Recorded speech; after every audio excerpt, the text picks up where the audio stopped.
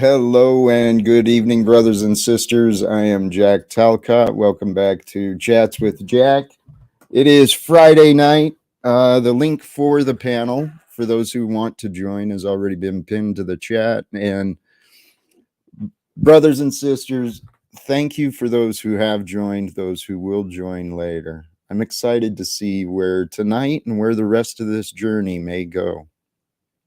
Because I hope you are enjoying your adventure being you.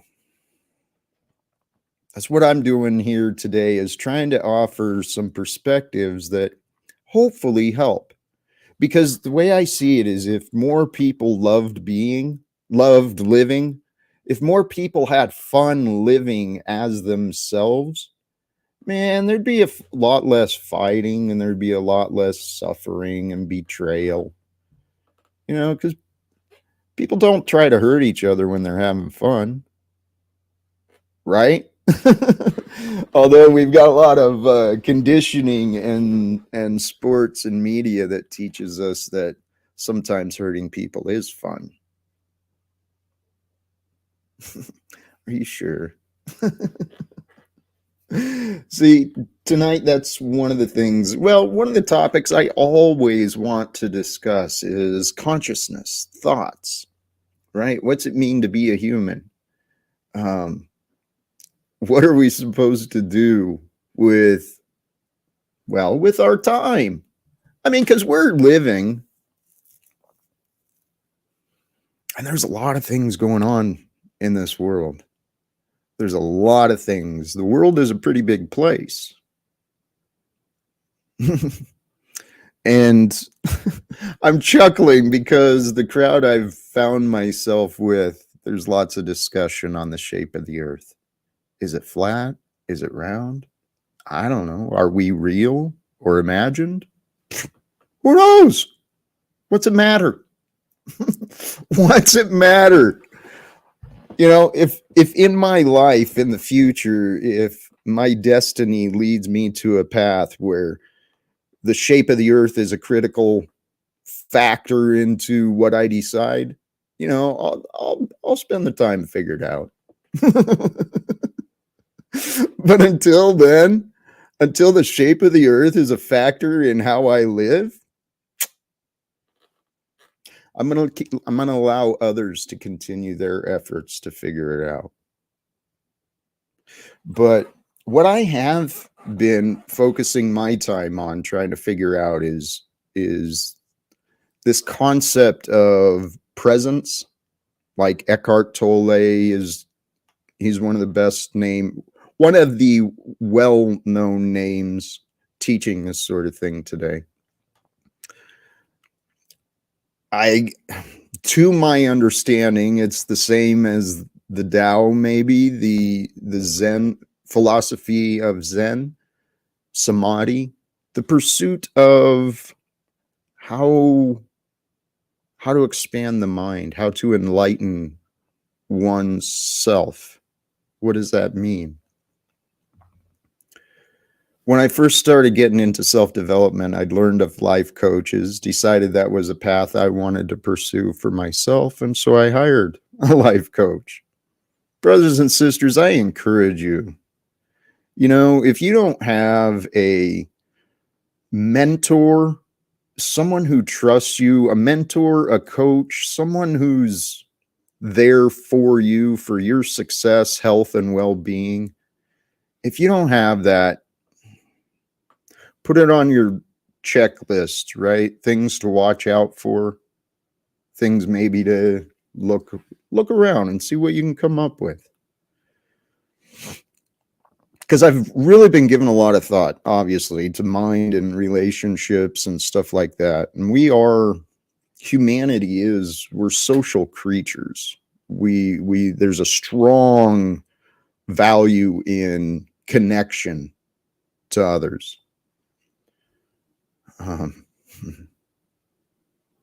Social isolation it can be challenging. And my mind just went to the men and women who are locked in 23 hours a day into these little frigging cells. Solitary confinement, I think that's no joke. And I'd love to see there's lots of things I'd love to see changed. And I don't like just talking about the problems. Do you know there's a lot of people that, I don't know, there's a lot of people that do a lot of different things, but there's a lot of people who don't think there's any problems, or at least I don't know. What I do know is humanity as a whole, we've been misguided. We have been misdirected, like a magician uses the sleight of hand and distraction techniques to, to make your freedom disappear. I mean, that's really what's happened. This is where I'm kind of getting at. People think there's not problems.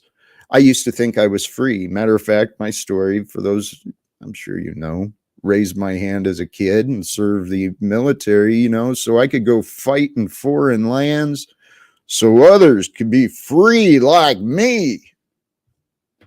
What the hell? It's not freedom, man. This is free range. You're free to go register yourself and free to go license your things, and you're free to go do everything they tell you to do, whoever they are. Never fucking understood that. Who's writing these rules that someone near me is trying to enforce? I mean, what? I think I don't know. I've had a lot of situations like that. I want to say hello to the chat. Mr. Laporta, God bless. Big Stank, Eddie Marciano, Christos, good. You were in my thoughts recently. Oh, if you're available, you're welcome to come up. I'd love to, ask you something. Whoops. Yeah, flow state, solitary is BS. I've never experienced it by force.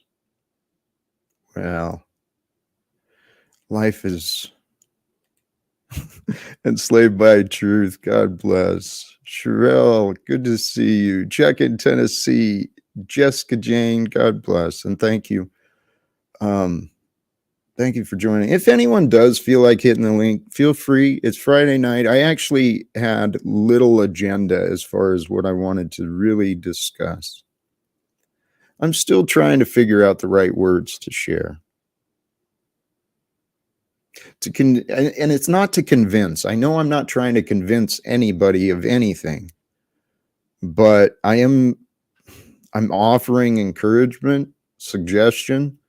This stuff that I've learned for myself, if I can find a way to explain it to a way so that it's easily accepted and absorbed, man, this is the stuff that will simplify your life. Now, I say this often, but my results they create like a paradox, because it sounds like my results in my life might contradict what one would consider as successful. But what is success? What is a successful life? What would that mean to you? To be honest, I never really thought about it. I generalized a successful life for myself was a long career. Eventually I had the idea to leave some sort of legacy behind with my union, serve for a couple of decades and maybe eventually try and get them a union hall. I had these ideas of leaving behind material stuff and saving enough, making sure my son didn't have to work as hard as I did. And I know I had it easy. I really did. I like to bitch about work, but I see a lot of people doing that. I used to brag about work too. I used to let work kind of define me, define my mood, define my schedule, defined a lot of things about me. And so what is work? Well, work is the way you put a shelter over your family, and work is how you feed your family. Yeah, it's a tool. It's a tool to accomplish those things, but the tool and the plan became me. I lost me. I lost sight of Jack, the man, in my efforts to be a dad, to be a worker, to be a whatever. I didn't know who I was because I always thought I was a thing. Have you ever thought about that? Do you treat yourself like a thing? Something to be had, something to be given away, something to be sold? Do you think others look at you like a thing? By the way, that's how billionaires are made. You know, you just treat people like numbers, and then they're just things, and they're immaterial. They're just, you know, they're either an asset or a liability. Simple as that. I could have been so much, man. I could have accomplished so much had I not sold myself short. I was thinking about this recently, the life I've lived. God, I've made a lot of mistakes. I miss so many opportunities. Opportunities for happiness, for excitement, for to capture memories. The places I've been, the things I've done. Holy crap, man. It's been a pretty cool journey. But it wasn't until a few years ago that I recognized in myself where I chose I chose to end my own suffering. Okay? And here, brothers and sisters, if I'm right, God's been preparing me for this. God's been preparing all of us for today, and today is preparation for our future. So the things I'm saying are just logical. It's not egoic. I'm not claiming to be above or below anyone. I'm a messenger. We are messengers of the truth. But this experience of mine has allowed me to practice, right? Trying to first off, believing I could follow the way, understand the way, become more like the image, the archetype of Jesus. So I believed I could. I figured out what that would mean to me as far as my understandings. And then I committed myself to it. And so the past several years, I've been practicing in trying to understand the way to live that was taught by Jesus. And I tell you what, holy shit, it is so much more simple. It is so much better. So I think I could be wrong. I could be wrong, but trust your logic, trust your own reasoning, trust your own. I tell you what, try it for yourself and prove yourself right or wrong. Don't just say, I want to be perfect like Jesus. Spend some time and figure out what that would mean. What would you have to rid yourself of in order to become pure? What would you need to rid yourself of in order to become fearless, loving, generous? What would you have to get rid of? Because, see, this is something I've been learning. Within us, there is the light and the dark, that which is known, that which is not known. There is the Christ and the Antichrist.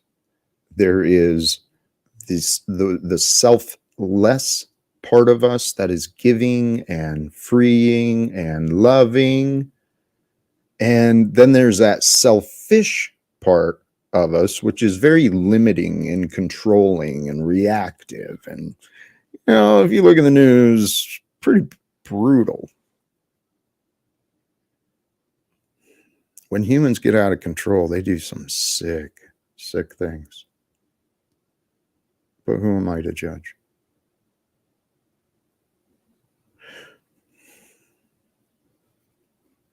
I've only heard stories, so I don't really know. But brothers and sisters, the thumbnail, we forgive others because God forgave us. Could that be true? What does that mean? I've studied a lot. I've shared, I don't know, I've shared a lot of things. I've studied love, and with love studied divinity and faith and all sorts of things. Forgiveness. How can you find, the thing I always reminded myself, and I've had plenty of, brothers and sisters, just I've had plenty of opportunities, and this is what I really don't understand about what's going on in my life. I have every reason to be filled with anger and hate and resentment and fear, because all the people who showed me love throughout my life, all of them, they just tossed me away. And that was years ago. And I'm, at first I was like, all right, there's misunderstandings. And so they don't want me around, and I'm peace with that. And okay, no worries. But then 1 year goes into 2 years. And I literally harmed no one. And so this is what kind of blows me away. I've forgiven everyone, including myself. Obviously, I did things wrong for people to make those choices with me. So I forgave myself. I've forgiven others. And it is actually very simple to do. It really is. All you have to do is recognize the pain that either, well, when we don't forgive, when we're carrying guilt, resentment, shame, those things, they will darken our minds. They will put these walls around our hearts, and we'll just push opportunities and love away. And until we see the damages that we're doing to ourselves individually, until we see that our behavior, our energy, our actions are hurting ourselves or others, and maybe not even necessarily hurting, but they're serving no purpose. I'll share this openly and honestly because it's one of the mistakes I made with my son. I thought he knew. I thought he knew how much I loved him. I remember spending time with him, but he wanted to be on his computer. And so I thought I'd be respectful and give him his space. And so I was always in the vicinity. But he didn't see my love. I wasn't showing him by giving him space, by just giving him my presence. That's not love. And I see many people today in these relationships, and I've seen people do it with me too. This is firsthand experience, and I'm not singling anyone out. But people will spend time with each other and not pay any attention whatsoever to the other person. It's like sharing time, completely two different conversations going on, and just completely lost in the head. I've experienced it myself, and I've watched it elsewhere. It's like, holy cows, man. Was I like that? Did I used to be that controlling and that insecure, that rude? Was I like that? Maybe people are saying I'm like that. Well, I know people are saying I'm like that today. People are so funny, man. People are so funny. Smith, brother, I was thinking about you recently.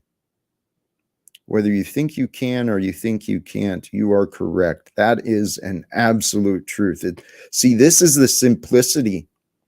We must accept these things as true.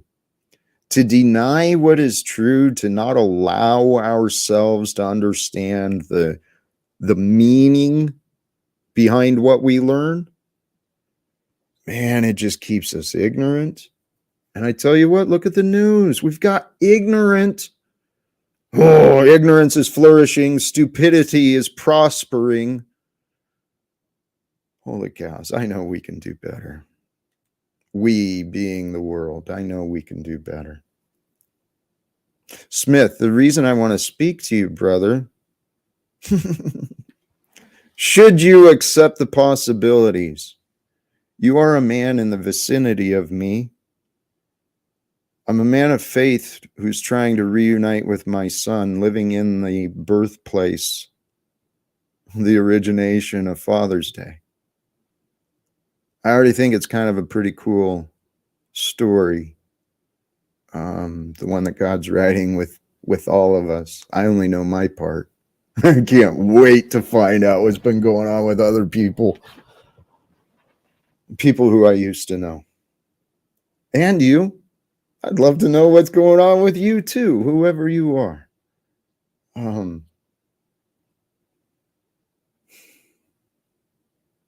Because the story I see, my purpose, my goal with this live without fear message, I used to mock the people, the religious people, the Bible thumpers. God, I'd run away from them. You bring up the Bible, Jack is gone, like zoned out, probably out of the area. May have had to go get a drink. That would be a convenient time. Oh, the Bible's coming up. Time for a drink. See you guys. But here I am. Praising God. With the message of live without fear. With the purpose of world peace. Global reform. I picture a world of the future where authority and budgets, they no longer interrupt our ability to live or get along with each other. You know, we don't let authority and budgets control our choices and our times. I see a future where humanity, where we allow collectively the truth to reign supreme. Facts and evidence guide our options. Love, compassion, those things guide our choices. You know, because we could totally, everything humanity needs to thrive is right here on Earth. So I believe. I mean, I don't know how to make all these inventions and gadgets I've got. I don't know how to make a microphone or a computer. Hell, I don't even know how to make a glass. I don't know how to make wire. Rope, I might be able to figure out. I watched a couple of things on that. But the thing is we get in this world, right, where we are taught everyone's in it for themselves. And, you know, maybe you're blessed and maybe you've got a supportive and caring family or a supporting and caring community around you. For whatever reason, not everyone receives that when they start.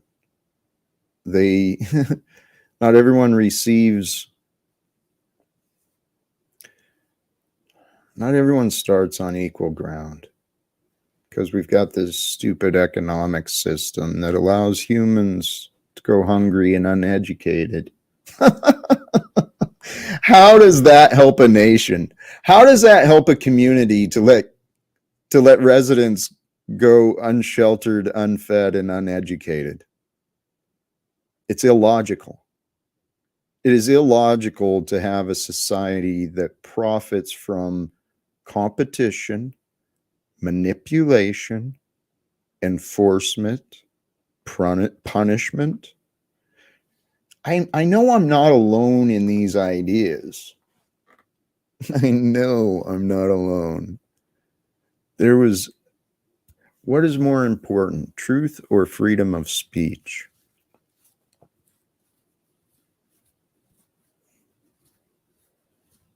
There should be no separation because honorable men and women would share and seek and stand for the truth, but we don't have a society or a world of honorable men and women yet. So as of right now, I'm not for censorship, but I am for truth. And whoops, lost you. I think when people start accepting responsibility for their words, for the information that they share, I don't think we'll have any problems. Try again, brother. How you doing today, Flo? Good. How are you? Blessed. I am I heard you blessed. talking smack on our economics again, and I had to come up. Like, just kidding. I was jumping up anyways, and you just so happen to be going into that thing. Good. Well, do you have disagreements with the economics? I mean, I agree that our economic system is fucked up, and is a pyramid scheme. I don't agree that with what the ideal economic system would be. Like in your economic system, the currency is love and caring, basically, and there is no money. No. Did you shake your head? I don't know all the details of how it would best work, but I know we have options available to rapidly transform what we've already got. Are you familiar with Jacques Fresco and the Venus Project, his philosophies? It sounds familiar, but remind me. The Venus Project is actually, in my path of learning, I recognize that, well, here, I saw a war. I wanted to end wars, right? I'm sick of seeing this continuous wars, people dying, and everyone's going along with life like, yeah, we can't do anything. And so recognizing that the problem is our military and our law enforcement, those are the jobs we first need to address. What are they being used for? So realistically, you're not going to get all those men and women to walk away from job security, health benefits, housing, all these things. So in order to stop the obedience, it's obedience that's giving the oppression power. So that's where my mind was at. How do we stop the obedience? Well, you got to make sure that the people know they will be cared for in the community. Well, so then you're back to how do you organize the community and which workers are you going to, which job group are you going to focus on supporting? And the more I thought about it, the problem's at the top. Mm-hmm. So I'm with you the whole way, actually, on that thought process, and that's why I consider myself an anarchist. I might be just shy of an anarchist. And my conclusion wasn't to give people the resources they need so they don't join the military. It's that's why we need to not have government, because government has a monopoly on violence and people are corrupt, right? So if we just take away the tool of corruption, which is government, well, we have other problems, no doubt, but yeah. the reason I brought up the Venus Project and Jacques Fresco, once I started realizing the money was really the issue. It's the pay, people are incentivized to obey, incentivized to destroy the planet. It was after I realized that I couldn't think beyond money. Well, Jacques Fresco has. He's dead now, but he's a philosopher. He was a social engineer and came up with a lot of pretty innovative stuff. The Venus Project is his legacy. It's a group that's continuing. From what I've heard, and I've never directly communicated with the organization, but I've seen things I didn't like, and I've heard that it's not being managed very well, and that's probably why its information has not grown in the way that I think it should. When I learned of this, the simple concept of it's everything that I've been talking about, maximizing technology and mechanization in order to free up humanity, right? So that humanity is used learning, exploring, right? But that can't, I mean, but that concept is the same problem that communism has, which is in order for these systems to operate at all, you have to eliminate the human greed, human ambition. All the negative attributes of humanity have to go away. So we'd have to be a different species for these systems to work. No. This species was designed to ascend. We have the consciousness and the ability to rise above the primitive nature of greed and selfishness. We do, but it only takes one person to fuck up the whole thing. All you need is one manipulative, selfish person, and the whole paradigm falls over. I'm looking at it the other way. We only need one guy who's dumb enough to go to the United States government and to go to the UN to tell them to knock it off. Because if I fail, we only need one guy dumb enough. If I can get in the door, even if I fail, someone smarter than me will come behind me and get the shit done. So I'm telling you, I was talking about this earlier, the perfection that Jesus was supposed to be demonstrating, I think we've misunderstood our role and what that means. And I really do, man. We're here to become the loving, most kind, strong, fearless, the best versions of ourselves. That's what we're supposed to do. We're here to become whatever the greatest, most divine version of ourselves can become. That's what we're supposed to do. This world taught us we're not. This world taught me I was worthless. This world taught me I had nothing to offer, because I didn't get that college degree. I didn't get a conversation. I got one and they're not. I don't use it at all. It's in economics, interestingly. Is it really? Yeah, I have an econ degree. Oh, man.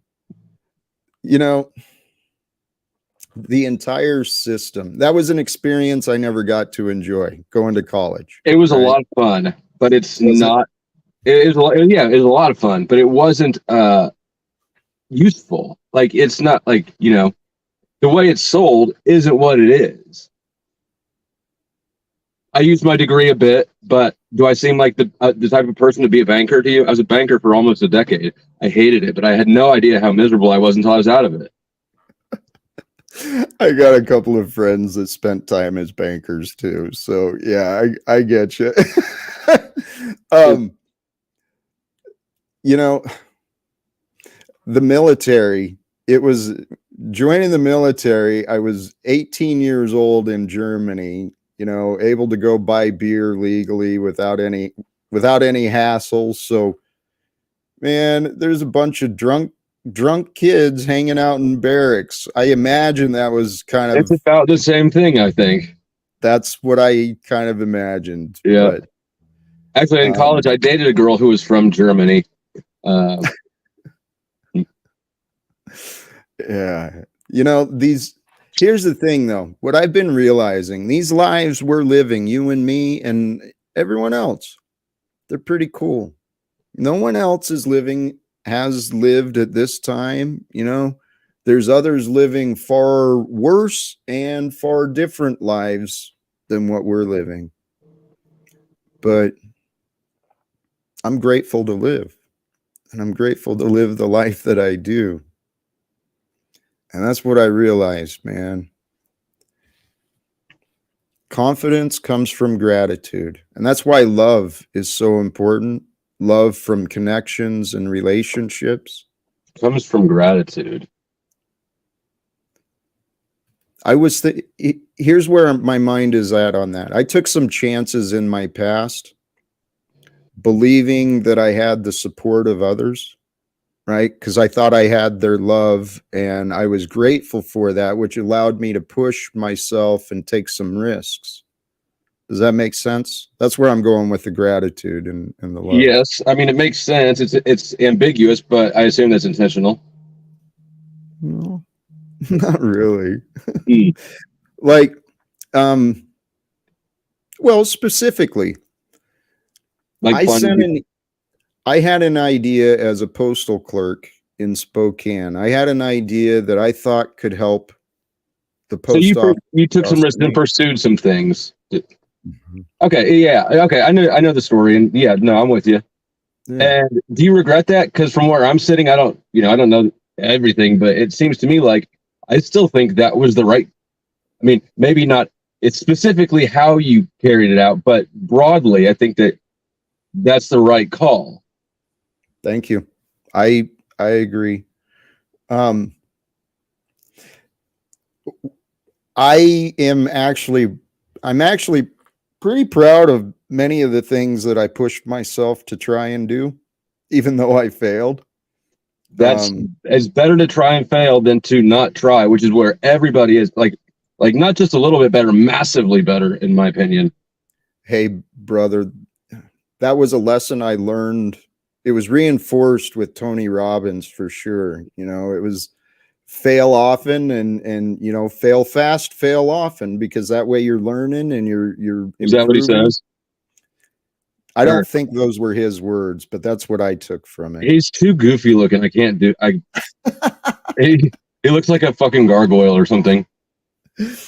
He's actually pretty damn impressive, in my opinion. He's damn good at his field, and he's damn well studied and experienced for what he does. But the idea of allowing yourself to fail, that was what I had to finally admit for myself. I took so few chances because I was so afraid of failing, so afraid of embarrassing myself, so afraid of so much bullshit that had no relevance. That failure to fail, I tell you what, that's how I live now. I make sure I live with no regrets, because as I go through the day, I'm paying attention and I'm staying grateful. And as ideas come into my mind, I can do this, or if I do that, whatever, I try and do the things that I will want to remember. And so if I see an opportunity to maybe knock on a door, I'm doing that quite often with this. I'm knocking on doors, trying to get attention and other conversations. So we got to be able to be willing to fail. Otherwise, we will hold ourselves back from trying. I think that we should look at it differently and not as failure. I mean, I don't know. I'm trying to emphasize that preference for trying and failing more than, I don't even like the word association, right? Because for sure failure would be what most people do and what we're taught to do, which is go to school to be a slave, and then retire, be a slave until you retire. And then at retirement, you realize that you're bored and you just sort of sit on the couch and eat Doritos for a year and then die, which is what people do. Mm-hmm. That's the road I was on. And I sort of was too. I thank God it changed. I really do. It looks like both of us self-destructed out of that. Well, I think it's a blessing. See what you're saying too regarding the word of failure. And I'm going to give that some thought later, but I know that I've been watching my own vocabulary. I try not to have problems. You know, I encounter obstacles or challenges, maybe unpleasant situations, but I try not to consider too many problems in my life. This is where my faith comes in too. I decided I don't want to waste any more of my time worrying or being afraid or angry. Oh, yeah, hate. No more hate either. So to do that, I practice being grateful. It's really as simple as that. I don't think that you can will yourself out of emotions though. You can train yourself, and what you can do is when you pay attention, if you recognize your thoughts create your feelings, your emotions, so then you pay attention to your thoughts and notice what you're noticing. And so as you pay attention to which thoughts receive your time and attention. That's the biggest thing. And so you give your time and attention to good thoughts, not angry thoughts. Correct. Which is basically the same thing as avoidance. No. Well, I mean, you could make that. You could make that case, and actually, you're right. Explaining it this way, that is a good caution, that it's not to be intended that way. But the idea is when I catch thoughts that are making me angry, then I recognize that and I allow myself to come back to it. Which I agree is a better alternative than indulging them. But personally, anecdotally, that didn't solve shit for me. True. I had to address them. The other thing too is we get to decide what is a problem and what is a blessing. So everything, success, failure, it is all based on perspective. So if you can keep your perspective forward, solution oriented, positive, I mean that's what a good leader is someone who's positive, solution oriented, you know, focused on the future. Our human minds complicate this life so much. That was something I was starting to say. My first coach was he was a spiritual coach too. Kind of pointed me on the path of trying to understand what an enlightenment would mean. And all that means is connecting to the greater mind. And to Did you go to him knowing what you wanted? Did you ask him for an enlightenment, or how did that come up? He was a guy on YouTube, living in Spain, I think.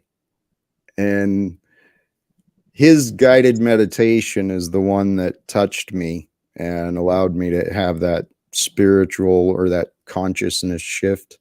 So he was offering life coaching. I reached out to him and we didn't really talk an awful lot, but at that time he's been on his own spiritual path, spiritual journey. One of his Wayne Dyer was one of his favorite teachers, authors of then. So that's how I got introduced into that direction, Wayne Dyer. And then it turned out the lady who I was seeking training with coaching, she had a connection to Wayne Dyer. And so it was just this path of kind of connections that I don't know where it's going to lead, but I've reached out to that guy before too, because he was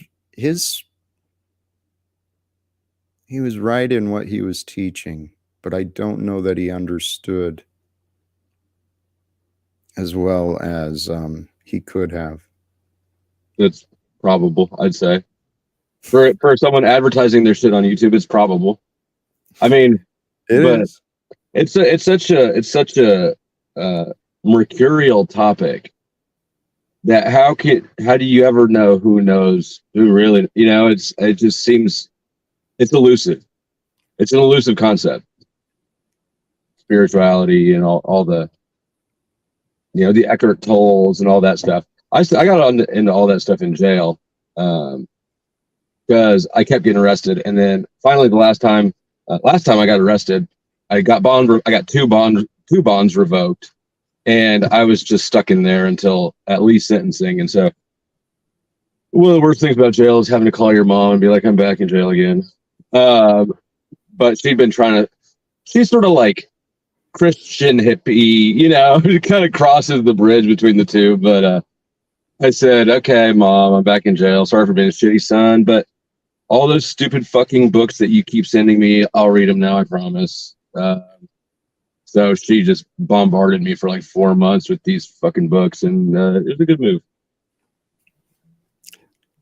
It helped. It did. Myself, I've turned my development, my improvement into a game. I do have a goal, how much can I learn before I die? Hey, that was the reminder I had too regarding my comment of that other coach. The Dunning-Kruger effect, you familiar with that? That's where stupid people think they're smart. Yes. Yes. I have to humbly admit I've done that on a few occasions when I look back at myself. And this was the thought I was considering this morning. I was like, am I doing this again? I don't believe I am, because most of my conversations, well, I don't want to quantify. That question is sort of always there. You can never get rid of that. Yeah. Like that's one of those things. That's one of those questions that's correct, right? It's not a bad question. It's the right one, but you can never have it conclusively answered, right? And when you watch other people and you can see all their obvious flaws, it's like, oh my God, this person it's so obvious what they're doing wrong. Then you kind of got to go, what the fuck are people looking at me seeing that? I actually have done a lot of that. I mean, I've consciously studied and done many exercises for my own shadow work. And I tell you what, the goal of enlightenment is much more simple than we might think.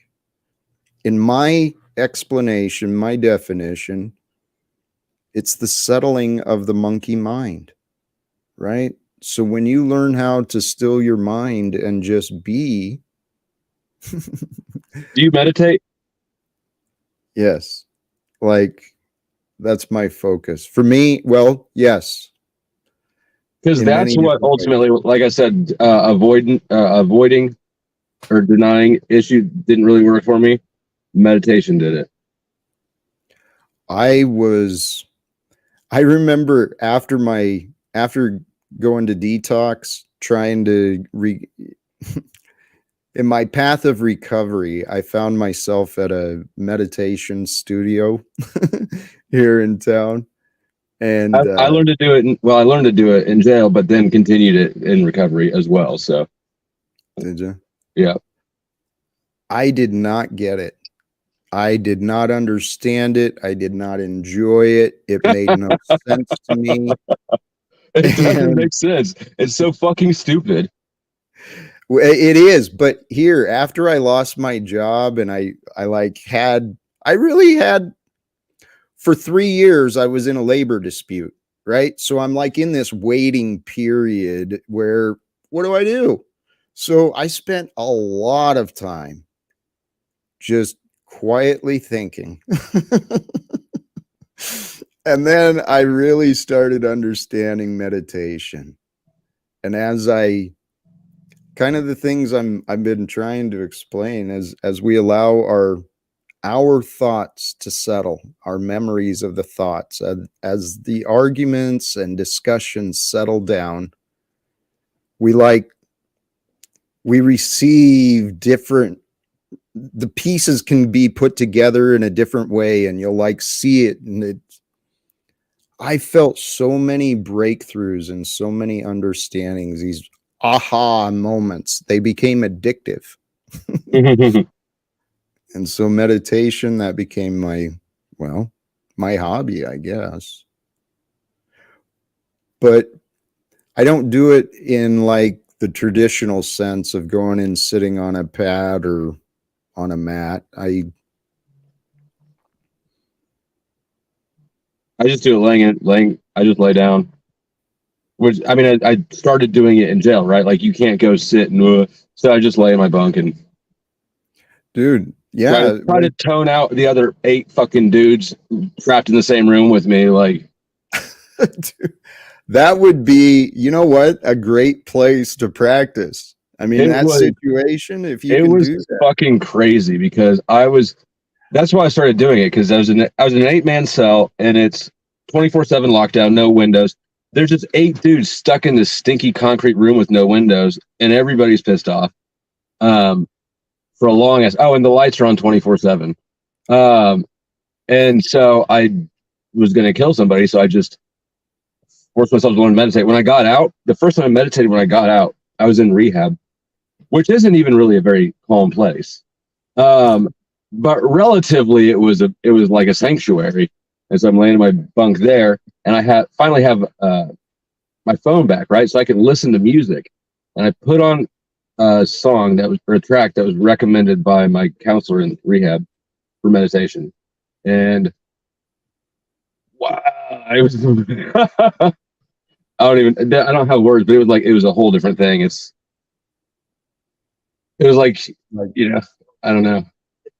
I don't know. like good or bad No, I different. mean it was good. It was just like being able to get in your head and have some privacy and have the musical crutch and not be sitting laying on a stainless steel slab of metal underneath a fluorescent I, light bulb. I mean, I went deep instantly into wherever the fuck you go when that happens. I just went like Alice down the rabbit hole and I was gone. that's what I was thinking. You were practicing in challenging situations. Yeah. So that's more right. And you know what? That's kind of life too. Life brings us these opportunities to challenge us, to test us, to prepare us for what we don't know. We don't know what the future's going to bring. But Hey Jack, I'm gonna run inside the cigar store real quick. I'll be right back. actually, I may wrap up anyway. Okay. Good I'm talking to you. feeling good. Hey, you as well. Thank you, Flo. Bye. God bless. Have a good night. Um, yeah, unless anyone wants to hop up, I was actually kind of winding down anyway. I think this has been fun. It's Friday night. What does that mean? It means I guess tomorrow's Saturday. Are we going to see tomorrow? I don't know. You never know. You never know what the future's going to bring. And so, if we don't, and you got to humble yourself to the truth. I mean, everyone wants to think they know. Well, I heard some information, so I know. The fuck, you don't know nothing, man. You just think thoughts like me. We all think a lot of thoughts. I actually think it's time for us to start taking more um, responsibility for those. I brought something. I found this today, and this kind of stood out for me. When words are many, sin is unavoidable. But he who restrains his lips is wise. When words are many, sin is unavoidable. See, and that actually aligns with what I think. I believe to sin is to miss the mark, and the mark is always love. It's always love. And to know love, I mean, without the truth, there's no love. Love is revealing. Love is that which is. And it's our ego minds, our minds, we want attention. I've got some of your attention. So my ego desire is just keep Jack in the spotlight. Get him some attention, right? That'd be selfish unless I'm offering you value. So hopefully I'm offering you value. Hopefully at least a little entertainment.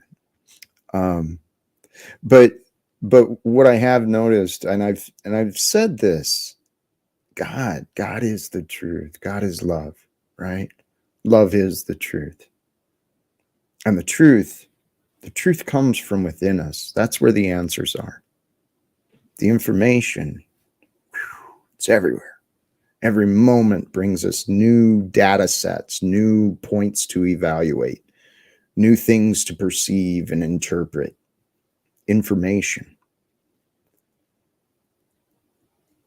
So at the end of the day, reflect on the information that was revealed to you in your day. Bring it into you and find the answers for your day. What was your day? It was a blessing. There's your tip. Enjoy the rest of the blessings of today. Please discover you. Waken tomorrow with new ideas of you, with the hopes of what might become. And man, I really do. I see a beautiful future for all of us. It's coming soon. Future starts now. So choose love, peace for everyone. God bless. Thank you. Live without fear.